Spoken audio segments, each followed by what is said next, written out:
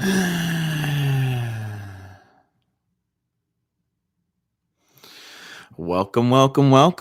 to the Manville Entertainment Premises, the podcasting wing, and welcome to Let's Talk, a show here on the Authority Videocast YouTube channel.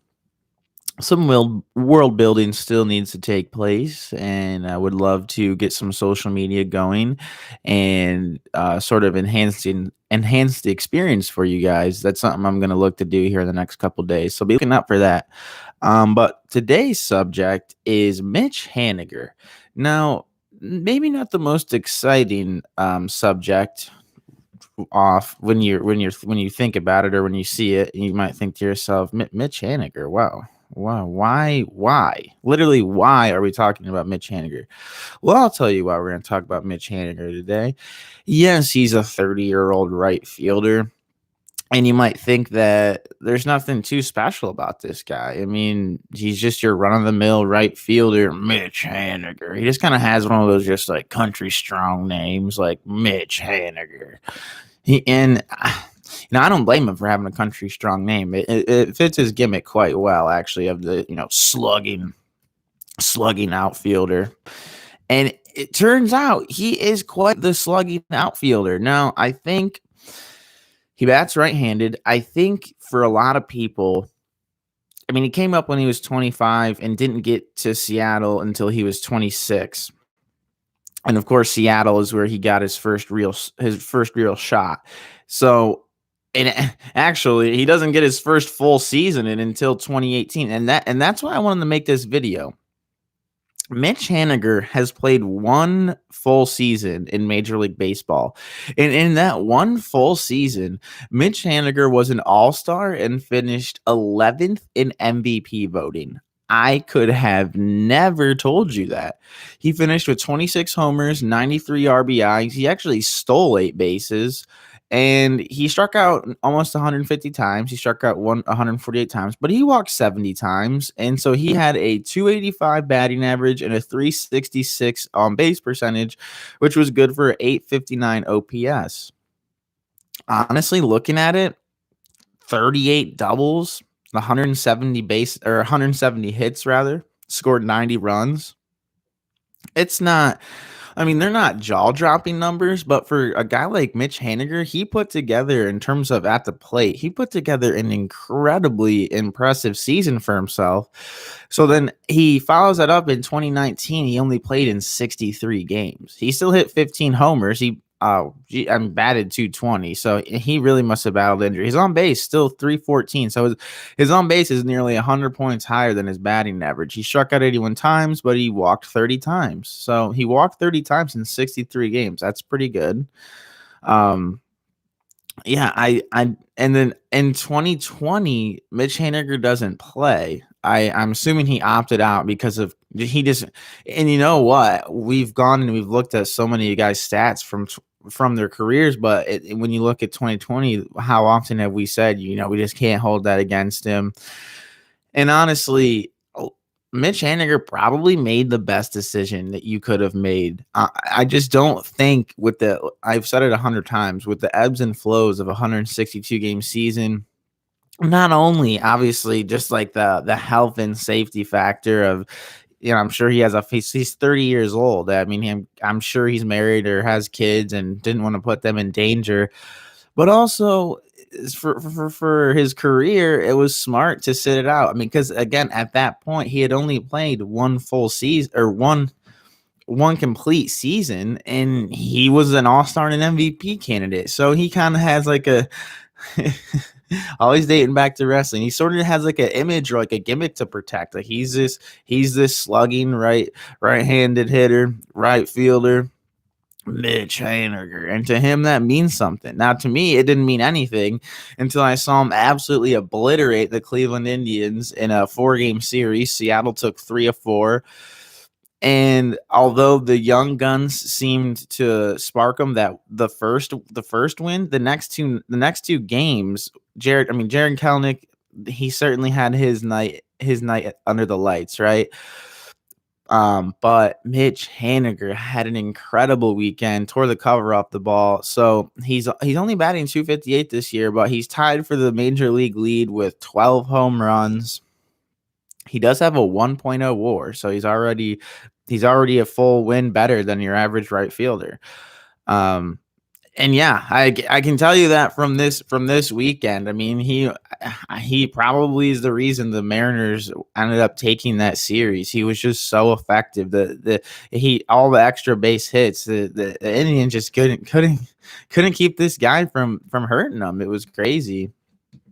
And the Kyle Seager, a 1.2 WAR. That's kind of crazy. He's batting 232, but with 8 home runs. He must still play a pretty dang good third base, huh? He must still play a pretty good third base. But I did find it interesting. Like Kyle Seager, wow. Kyle Seager doesn't get enough credit, you guys. What?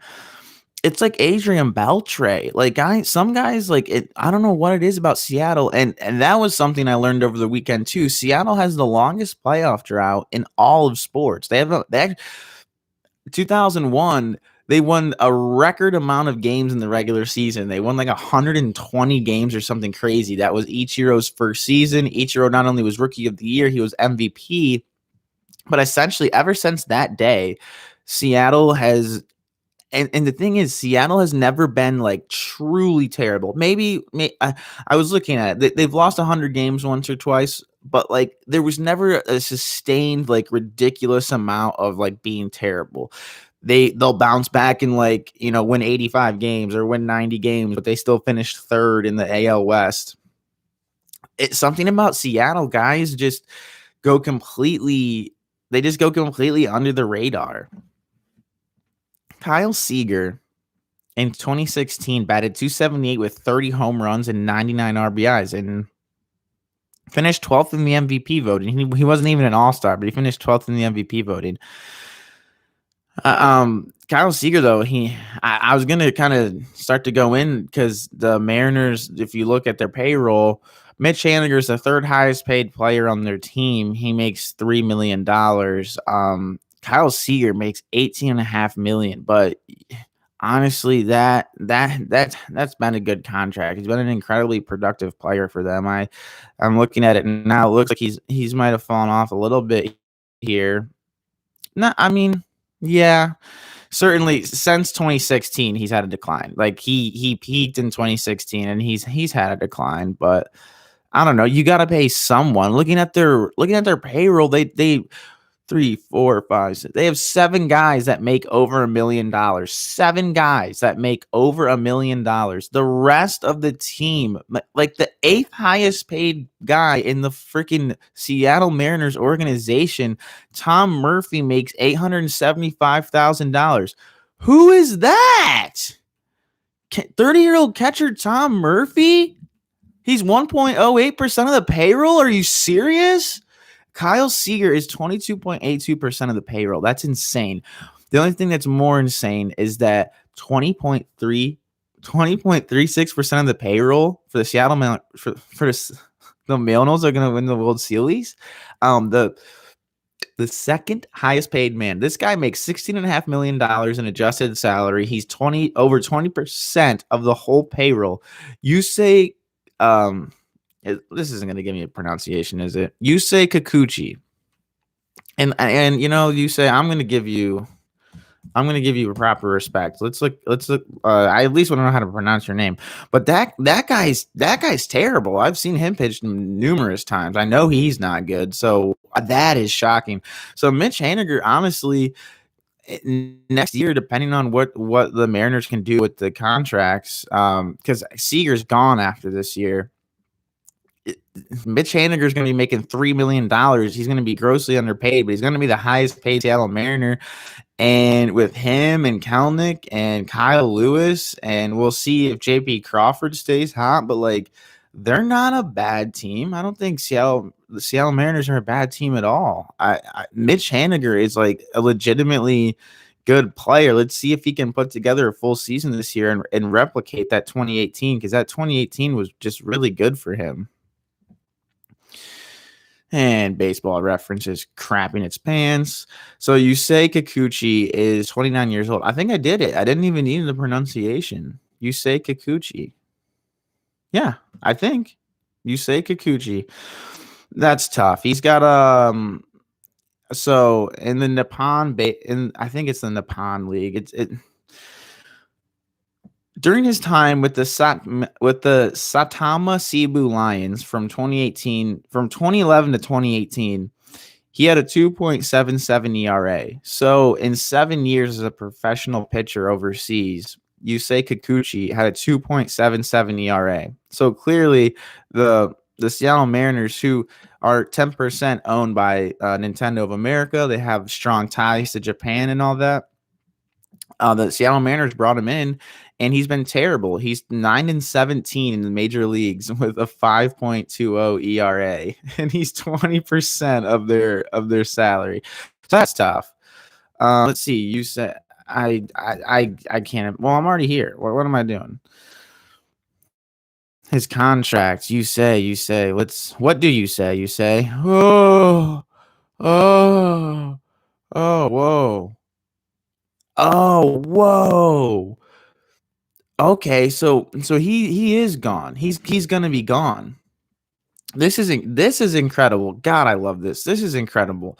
So his salary has been increasing. Like the first year he made 8 million. This year, or last year rather, he made 14 million.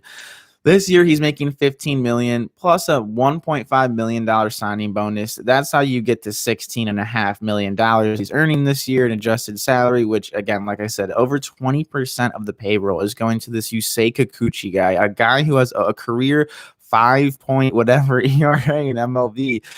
So Seattle actually has a 4-year option worth $66 million. That's good for $16.5 million per year, what he's making currently right now. They have that option, and if it would kick in next year. So from 2022 to 2025, it's 4 years, 66 million, and then he would become an unrestricted free agent in 2026 in his age 35 season. Well, I hate to break it to this young man, but that option, the Mariners are not going to be exercising that option.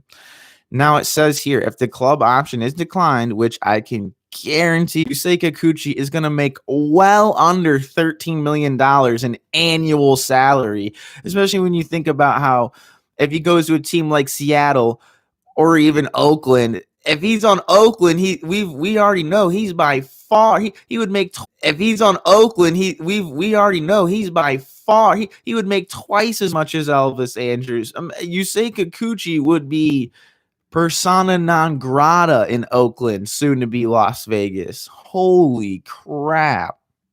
That is tough.